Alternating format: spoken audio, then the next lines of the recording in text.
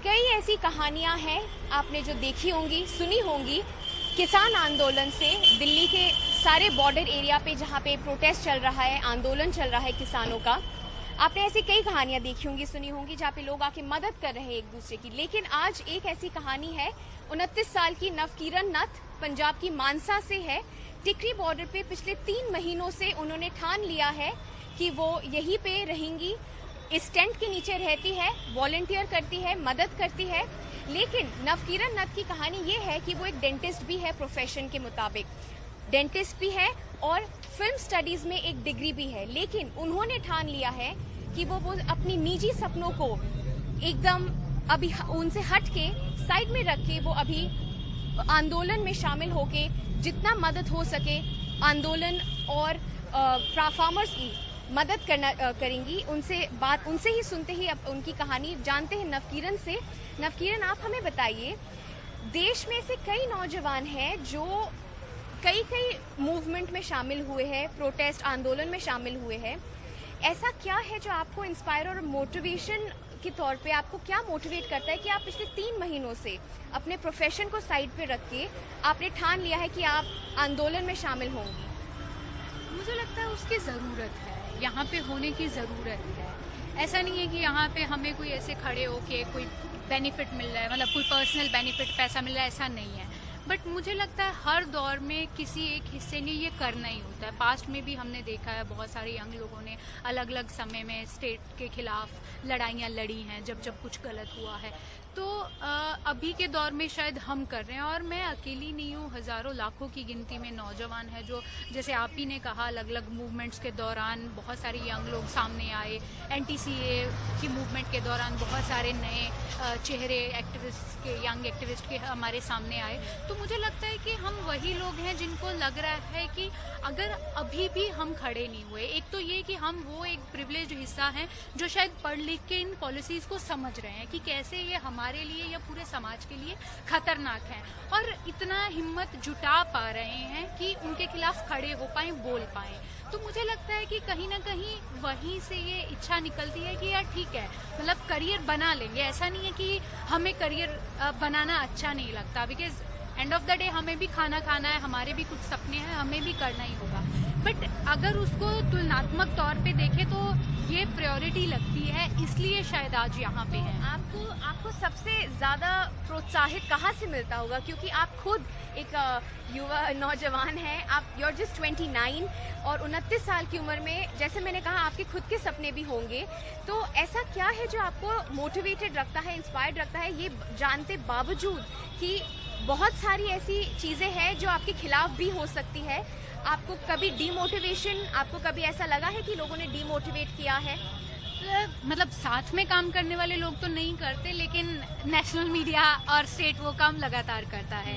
They always attack अस, है ना, किसी न किसी तरीके से। खालिस्तानी बोल दो, माओइस्ट बोल दो, मतलब जो हमारा मुद्दा है भी नहीं उसके नाम पे हमारे ऊपर इल्ज़ाम लगाना एक तरीके से हमें डीमोटिवेट करने की ही कोशिशें हैं। बट मुझे लगता है कि जिस कदर लोग इस संघर्ष में उतरे हुए हैं, जितने ज़बरदस्त तरीके से, जितनी डेडिकेशन के साथ, कहीं ना कहीं वो भी हौसला देता है। क्योंकि आप देखें कि मतलब मेरा ये है कि मैं एक्टिविस्ट हूँ, स्टूडेंट यूथ एक्टिविस्ट हूँ पिछले लगभग 12-13 साल से, और मैं भी अपने इतने साल के एक्टिविस्ट करियर में पहली दफ़ा देख रही हूँ इतना बड़ा मूवमेंट। तो वो जो एक हौसला है कि नहीं, चीज़ें बदल रही हैं, नहीं, लोग उठ रहे हैं। क्योंकि पास्ट में भी हर तबके पे जिस पे अटैक किया गया बीजेपी सरकार द्वारा, वो सब लोग उठे, बोले। और आज जब इतनी बड़ी गिनती में यहाँ पे किसान बैठे हैं और देश भर के अलग अलग संगठनों से, अलग अलग तबकों से इनके साथ एक सॉलिडारिटी जुड़ी है, तब और भी लगता है कि हाँ यार, हम सही दिशा में जा रहे हैं। यही चीज़ें मुझे लगता है मोटिवेट करती हैं। आपने यहाँ पे किसान भाइयों के लिए आपने एक लाइब्रेरी खोला, अगर हम आपको दिखा सकते हैं, भगत सिंह लाइब्रेरी के नाम से। नवकिरण जी ने ये शुरुआत तो ऐसे ही की थी कि सबके लिए बुक्स और जो है किताबी मटेरियल सबके लिए पहुंचाया जाए, अवेलेबल किया जाए। लेकिन नवकिरण, आप हमें ये बताएं, प्राइवेट सेक्टर से अभी आपका शायद मन उड़ गया होगा, अभी आपको प्राइवेट सेक्टर में शायद ही आपको वापस जाने का कोई हौसला मिल रहा होगा। एकदम दिक्कत वही है, मतलब जब मैंने डेंटिस्ट्री किया था, मैंने काफ़ी प्रेस्टिजियस इंस्टीट्यूट से अपना डेंटिस्ट्री किया है, चंडीगढ़ में, पंजाब यूनिवर्सिटी में। तो उस उसके बाद जैसे ही मतलब मेरा पहला नौकरी एक बड़े प्राइवेट हॉस्पिटल में लगा, देन आई रियलाइज कि किस तरीके से लोगों की लूट हो रही है। क्योंकि पहले ही दिन मतलब मेरी सीनियर डॉक्टर मुझे बिठा के बोल रही है कि बेशक पेशेंट के मुंह में कुछ नहीं है, लेकिन आपको उसको कन्विंस करना है कि कम से कम वो 4-5 हज़ार का ट्रीटमेंट करवा के जाए। लाइक वही उनका मॉडल है, बिकॉज वो बिजनेस है और बिजनेस मॉडल पे ही काम करते हैं। पब्लिक वेलफेयर स्टेट नहीं है प्राइवेट सेक्टर। तो तब लगा कि नहीं यार, लूट तो हर जगह चल रही है। मतलब अगर हम भी वहां से पढ़ के अगर हम भी उसी लूट का हिस्सा बन गए, फिर तो मतलब इस देश का कुछ बन नहीं पाएगा। क्योंकि हम हमेशा मतलब मिडिल क्लास फैमिलीज में भी ये होता है कि यार देश की बहुत बुरी हालत है, इसको बदलना चाहिए, लेकिन वो बदलेगा कौन? किसी न किसी को तो उसका जिम्मेदारी लेना पड़ेगा। अपने बारे में, अपने फैमिली के बारे में जरा बताइए। क्या आप अकेली ऐसी हैं जो आंदोलन में बैठी है, या आपके मम्मी पापा, आपके भाई बहन, परिवार के बारे में बताइए। क्योंकि मैंने ऐसा भी पढ़ा है, सुना भी है कि आपकी मदर जो है कुछ मील भी नहीं, कुछ मीटर दूर स्टेज पे सिर्फ एक अकेली महिला लीडर है बीकेयू से,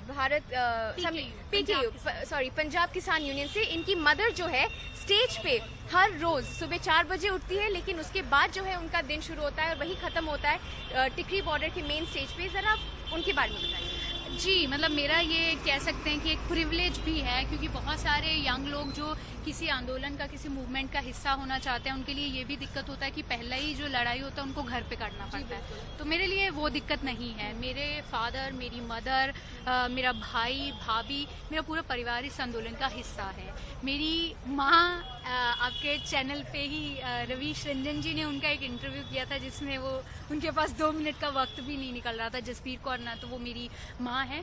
और कहीं ना कहीं जो आपने सवाल पूछा था ना, मोटिवेशन कहाँ से मिलती है, 3 महीने हो गए बैठे हुए, तो मेरी मदर पिछले 3 महीनों से, मैं फिर भी दिल्ली कभी चली जाती हूँ, कोई वेबिनार अटेंड करना है, किसी दोस्त के यहाँ चले गए बेटर इंटरनेट के लिए, कोई काम करना है एडिटोरियल टीम का, अखबार का, तो चले गए।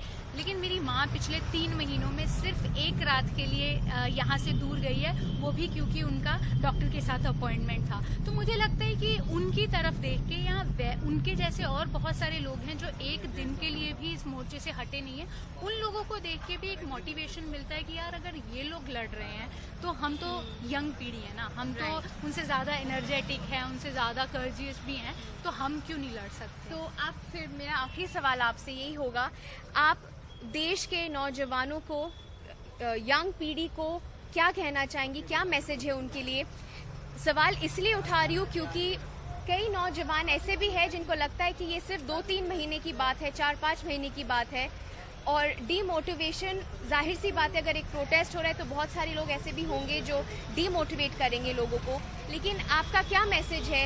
एज अ 29 साल की उम्र में आपने खुद पिछले 3-4 महीनों में इतना कुछ किया है, संघर्ष अभी भी मेरे ख्याल से लंबी जंग है। नौजवानों के लिए आपकी क्या मैसेज है उनके लिए? मुझे लगता है कि देश के यंग लोगों को ये चीज़ समझना चाहिए कि हो सकता है ये मूवमेंट और 4 महीने चल के ख़त्म हो जाए, लेकिन देश के अंदर आपके ऊपर हमले, आपकी आज़ादी के ऊपर हमले, आपके डेमोक्रेटिक राइट्स के ऊपर हमले ख़त्म नहीं होने वाले। उसकी आपके पास अभी कोई गारंटी नहीं है 3-4 महीने में। इसलिए ज़रूरी नहीं है सिर्फ किसानी आंदोलन में आके लड़ना। आपके लिए ज़रूरी ये है कि जहाँ पे भी आप हैं वहाँ पे जो भी गलत हो रहा है आप उसके खिलाफ खड़े हों, क्योंकि हर दौर में गलत चीज़ के खिलाफ खड़े होना जो है वो एक देश के युवा का जिम्मेदारी होता है। तो मुझे लगता है वो जिम्मेदारी से हम लोगों को नहीं भागना चाहिए, और मुझे लगता है ये हमें कभी नहीं सोचना चाहिए, स्पेशली पिछले 6-7 साल के एक्सपीरियंस के बाद, कि हमला हम तक नहीं आएगा। ये बहुत सारी, क्योंकि हम सब अपने अपने प्रिविलेजेस के साथ जीते हैं, अपने अपने कोकून में जीते हैं। हमें लगता है कि कभी लगा कि नहीं सिर्फ दलितों तक है, नहीं सिर्फ महिलाओं तक है, नहीं सिर्फ छात्रों तक है, नहीं सिर्फ किसानों तक है। ऐसा नहीं है। मतलब जिस तरीके का इस देश का मॉडल बनाया जा रहा है, बनाने की कोशिश की जा रही है, उसमें अंबानी अडानी कुछ चंद कॉरपोरेट्स को छोड़ के कोई नहीं बचने वाला। इसलिए ये बात हम जितना जल्द से जल्द समझ लें और सॉलिडेरिटीज में खड़े होना शुरू कर दें, उतना बेहतर होगा। हमसे बातचीत करने के लिए बहुत शुक्रिया नवकिरण नाथ, जो मानसा से है, लेकिन पिछले 3 महीनों से इसी टेंट के नीचे कभी लाइब्रेरी के द्वारा, तो कभी लंगर के द्वारा, तो कभी बस बातचीत के द्वारा यहीं पे लोगों के साथ मिलजुल के रहती है। इन्होंने ठान लिया है कि वो यहीं पे रहेंगी, आंदोलन में शामिल होंगी जितनी देर हो सके, लेकिन नौजवानों के लिए, खुद एक नौजवान होके इनका ये मैसेज है देश के नौजवानों के लिए कि जिम्मेदारी लेना और एक वक्त आ गया है जब सबको लेना चाहिए। कैमरा पर्सन गौरी प्रसाद के साथ दिल्ली के टिकरी बॉर्डर पे सोनाक्षी चक्रवर्ती फॉर NDTV।